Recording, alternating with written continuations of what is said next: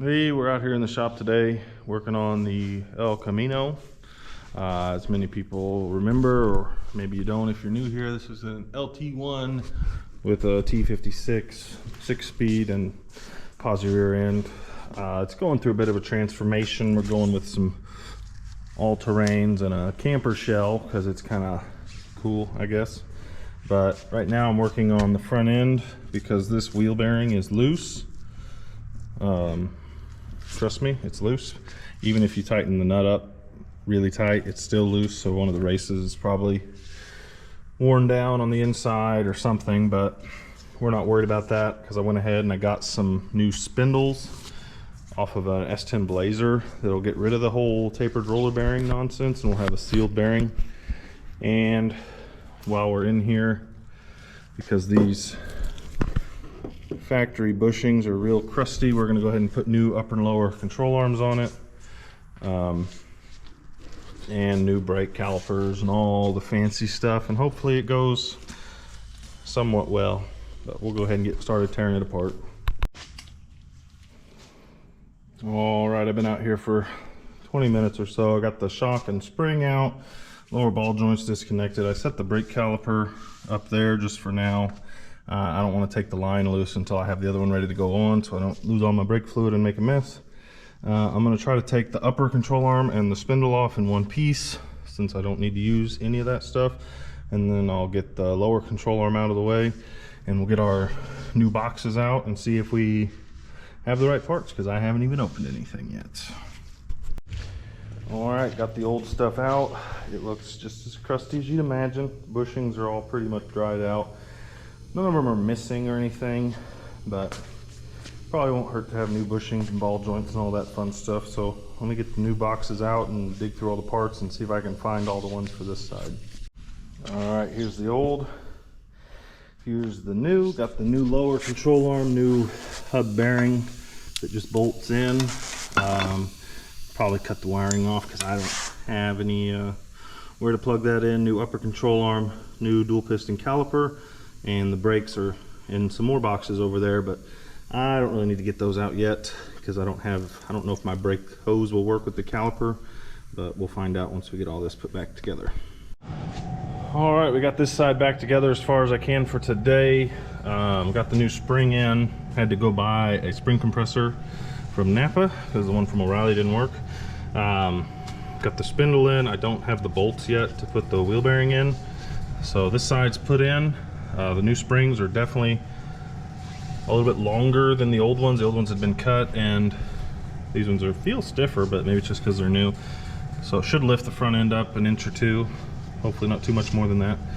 But we're gonna get started taking the other side apart, and we'll see how far we get.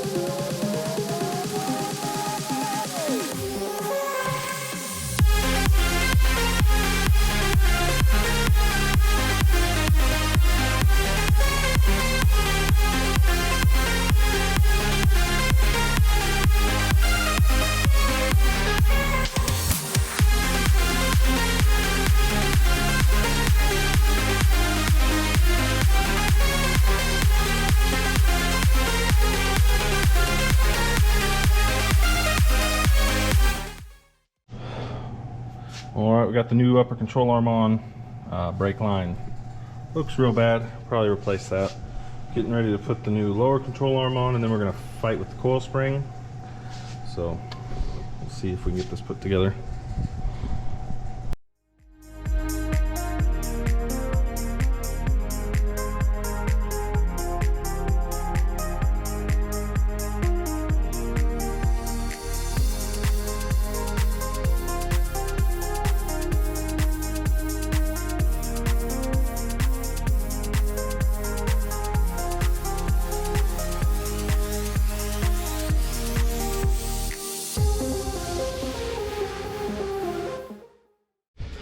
All right, got back from the hardware store. We got some bolts. One of them is a little shorter because I only had 3 of the ones I wanted, but it'll be plenty long. So we can put this hub in here.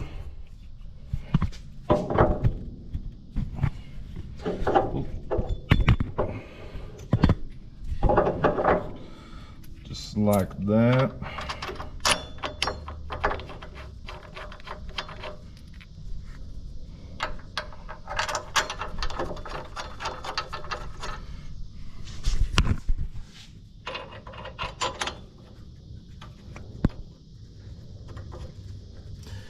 Get those all tightened up and get the brakes put on here, and you'll see how it looks. All right, there it is with the brakes on it. Didn't record that going on because I figured anybody's seen putting a caliper on before. I ordered some brake hoses, but they're the wrong ones. The length and everything's right, but the thread size is wrong.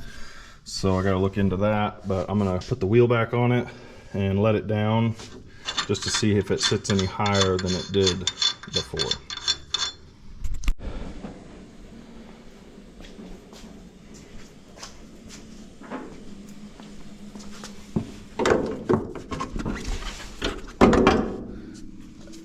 Break my inner fender.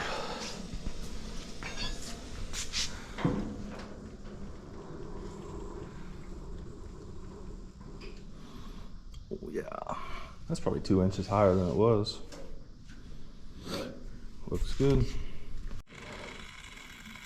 All right, over here working on this side. It looks like a spooky movie scene because I had to torch the brake fitting to get it off, and it blew the brake hose off. It's just a shame I didn't have the camera going because it sounded like a cap gun going off. But I'm gonna let that cool off for just a minute. Pull that little clip out right there and put our new line on. I ended up just getting lines for this El Camino. They fit pretty well. We'll see if they cause any trouble down the road. I couldn't really get a definitive answer online as to what brake lines people use when they swap these over. I bought a set that were for the Blazer that these brakes came off of, but the end was the wrong size. So we'll let that cool off and get the new one on here.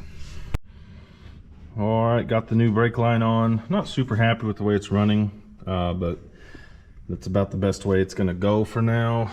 I'll look into some different brake lines eventually, but this will at least get us rolling down the road. I've got the bleeder open. Nothing's coming out yet. So hopefully gravity should do its thing and push some fluid through that line and get most of the bleeding done for me. And then I'll have someone help me bleed these brakes soon. But for now, I'm gonna go ahead and put the shocks back in and keep buttoning this thing up. All right, went ahead and greased everything up, greased the ball joints. I'm gonna try again later with a better grease gun because this one has a loose end and not much went in, but put the sway bar end links back on. I had to trim them. It's hard to see. This side, there's a lot of room, like a lot of room here. But if we go to the other side, it's like right up underneath the spindle. So not sure exactly what's going on there unless this is forward some, because obviously it'll need an alignment after all these new parts go on. So we're gonna put the wheels back on it and set it back down on the ground just so that the springs can settle a little bit more. And I've got some new stuff coming for the rear.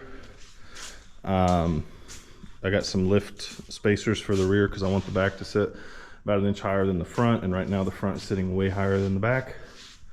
But those won't be here for a little while, but right now we'll just get her set back down. All right, we got the car back on the ground. She's definitely squatted.